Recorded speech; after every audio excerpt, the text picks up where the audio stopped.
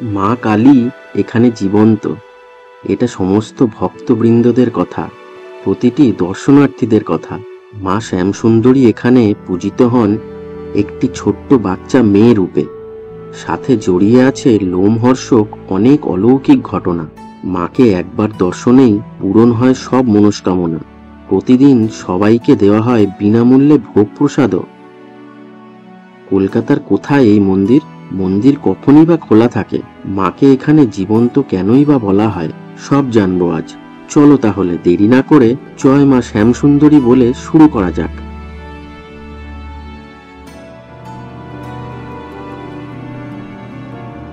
মা শ্যামসুন্দরী মন্দির যাওয়াটা কিন্তু খুব সোজা। শিয়ালদা স্টেশন থেকে বেরিয়ে ব্রিজের সামনে থেকে মানিকতলাগামী যে কোনো বাসে উঠে বলতে হবে হোমিওপ্যাথি কলেজ যাব। তারপর 10 টাকা ভাড়া দিয়ে মাত্র 10 মিনিটেই পৌঁছে যাবেন এই হোমিওপ্যাথি কলেজের সামনে।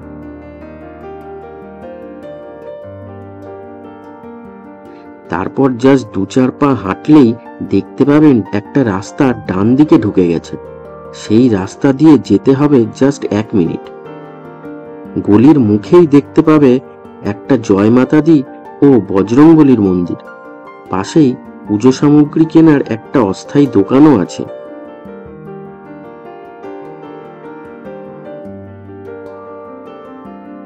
চলো এগোনো যাক।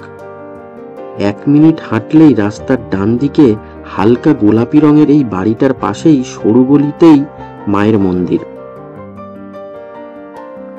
এখানে ছোট দুটো ডালার দোকানও পেয়ে যাবে। এখানে মা শ্যামাসুন্দরী এক মুঠো আতপ চাল ও একটা পাকা কলাতেই সন্তুষ্ট, তাই পুজোর ডালায় চাল ও কলা অবশ্যই রাখবেন। সরু গলি দিয়ে চলে এলাম মায়ের মন্দিরের গেটের সামনে। অনেক সকাল থেকেই দূর দূরান্ত থেকে ভক্তরা এখানে আসতে শুরু করেন। মন্দিরের মেন গেটের আগেই একটা ছোট্ট গেট আছে। এখান থেকে ডালাগুলো দিয়ে দিতে হয়, সাথে নাম গোত্রটাও বলে দিতে হয়। ঠাকুরমশাই সেগুলো খাতায় লিখে নেন পুজো দেওয়ার জন্য। এখানে তোমাদের মন্দির খোলার নতুন টাইমিংটা একটু বলে দিই। মন্দির আগে সকাল 7টায় খুলতো, কিন্তু এখন থেকে মন্দির খোলা থাকে প্রতিদিন সকাল 8টা থেকে দুপুর 1টা অবধি, আবার বিকেল 4টে থেকে সন্ধে 8টা অবধি, আর অমাবস্যার দিন ভোর 4টে থেকে রাত 12টা অবধি সারাদিনই মন্দির খোলা থাকে। মন্দির ঢোকার মুখেই বাঁদিকে আছে ধূপ মোমবাতি জ্বালানোর জায়গাটা। মা যে এখানে জীবন্ত তার অনেক প্রমাণ উপলব্ধি করেছেন এখানকার পুরোহিত ও ভক্তগণ। মায়ের মিষ্টি মুখের অদ্ভুত সুন্দর ভুবন ভোলানো হাসি একবার দেখলেই আপনার মনের সব দুঃখ কষ্ট দূর হতে বাধ্য। মহালয়ার পুণ্য লগ্নে মায়ের আবির্ভাব তিথি। এই দিন প্রথম মা দর্শন দিয়েছিলেন মন্দিরের পুরোহিতকে। অনেক বছর আগের এক ঘটনা। এই মন্দিরের পুরোহিত অমাবস্যার দিন পুজোর বাজার করতে যাচ্ছিলেন। পথে দেখেন গায়ে কালো রং ও চোখে লাল রং মেখে পুরো মা কালীর মতো সেজে একটি 5 বছরের বাচ্চা মেয়ে দাঁড়িয়ে ভিক্ষা করছে। সে পুরোহিতকে দেখে বলল, 1 টাকা দে না, আমার খুব খিদে পেয়েছে, 2 দিন ধরে কিচ্ছু খাইনি। কিন্তু পুরোহিত বাচ্চা মেয়েটিকে এড়িয়ে গিয়ে ভালো করে পুজোর বাজার করে মন্দিরে ফেরেন। তারপর সন্ধেবেলা অন্ধকারে পুজো করার সময় প্রথমে পুরোহিতের মনে হয় মায়ের রং কালো বলেই হয়তো অন্ধকারে মহাদেবের ওপর মাকে ঠিক দেখতে পাচ্ছেন না। কিন্তু তারপর ভালো করে প্রদীপের আলো দিয়ে দেখেন মা সত্যি সত্যিই ওখানে নেই। শুধুমাত্র মহাদেব যেন মৃত মানুষের মতো শুয়ে আছেন। পাশ থেকে তখনই ছমছম করে আওয়াজ শোনা যায়, কেউ যেন হেঁটে আসছেন, এবং মহাদেবের বুকের উপর একটি পা যেন ধপ করে পড়ল। ও অন্ধকারে মায়ের মুখ বেরিয়ে এসে বলল, দে, চাল কলা খেতে দে, দিবি না আমায়? এই দেখে পুরোহিত ওখানেই অজ্ঞান হয়ে পড়েন। মা শ্যামসুন্দরী তখন আরো বলেন, আমি শুধু বড় লোকের মা নই রে, আমি গরিবেরও মা। আমি শুধু 1 মুঠো আতপ চাল ও একটা পাকা কলাতেই সন্তুষ্ট। এই অলৌকিক কাহিনী শুনলে যে কোনো মানুষেরই গায়ে কাঁটা দেবে। মায়ের বাঁদিকে আছেন মা সরস্বতী, আর ডান দিকে আছেন জগন্নাথ দেব, সুভদ্রা ও বলরাম। আরো অন্যান্য দেবদেবীও আছেন। যেমন গোপাল, সিদ্ধিদাতা গণেশ, রাধাকৃষ্ণ। মায়ের ঘরের ঠিক পাশেই আরেকটি ঘরে আছে একটা শিবলিঙ্গ।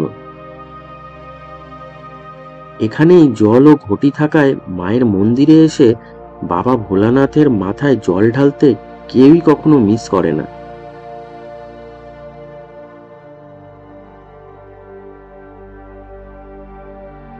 নবগ্রহ বেদির ওপর মা বিরাজমান, তাই কেউ যদি 28টি শনিবার মাকে দর্শন করেন তাহলে সে যে কোনো রকমের গ্রহদোষ, সাড়ে সাথী, মাঙ্গলিক, কালসর্প দোষ থেকে মুক্তি লাভ করে। চলছে অঞ্জলি দেওয়ার প্রস্তুতি।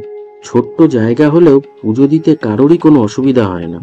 পুজোর সময় অনেকেই নাকি লক্ষ্য করেছেন মায়ের চোখের পলক পড়তে, মুখ নড়তে। অনেক সময় মা ভক্তদের বা সন্তানদের বাড়িতেও যান বলে কথিত আছে। তাই মন্দিরের পুরোহিত সকালে যখন মন্দিরের দরজা খোলেন তখন তিনি মাঝে মাঝেই দেখতে পান মায়ের পায়ে ধুলো লেগে আছে। এরকম বহু অলৌকিক ঘটনার সাক্ষী এই মন্দির।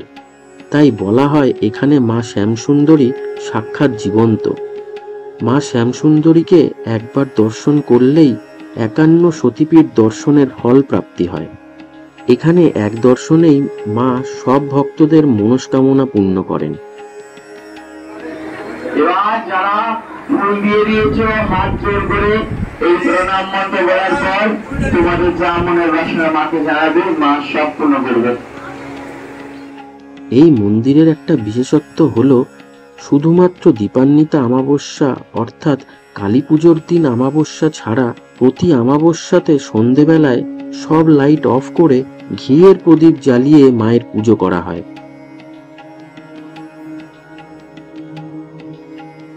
অঞ্জলি দেওয়া শেষ, এবার প্রসাদ নেওয়ার পালা। একটুও দেরি না করে চলে গেলাম মায়ের প্রিয় খাবার চাল ও কলা প্রসাদ হিসেবে পাওয়ার জন্য।